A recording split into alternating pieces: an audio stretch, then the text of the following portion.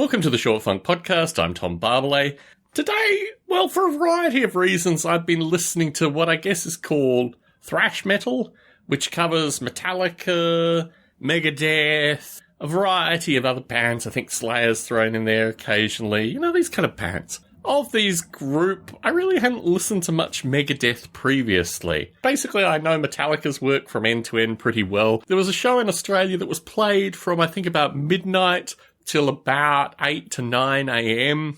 Friday night, Saturday morning, and then Saturday night, Sunday morning, where they would play like large genres of music in block sections, and occasionally I would watch the, I guess, thrash metal or the metal section, which featured these bands played back to back for in the order of 4 to 6 hours. You know, if you couldn't sleep on a Friday night or a Saturday night, you might watch 2 to 4 hours of Rage. Just, you know, enjoy exploring various musical areas. Sometimes they'd have reggae, sometimes they'd have classic rock, a variety of different things. But occasionally I'd watch the metal.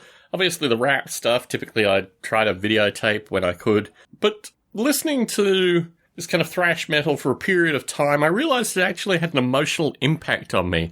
I was starting to think more about my own mortality. I'll record a little bit more in a future short funk associated with these kind of themes. And I realised that these bands just lived in a really dark place musically.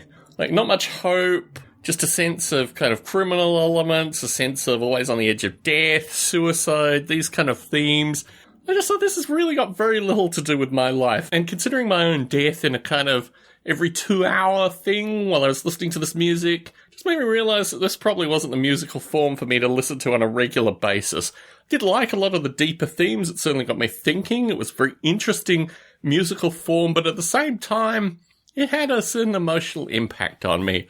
For that reason, I've decided to limit my thrash metal listening to probably a day at most over a 2-week period, just to keep my general mental spirits up a little more so than I would if I listened to these things continuously.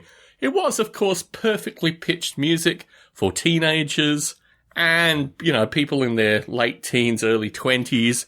So I do understand where the music comes from fundamentally, but just not for me every day, I don't think. Tom Barbalet in San Jose, signing out.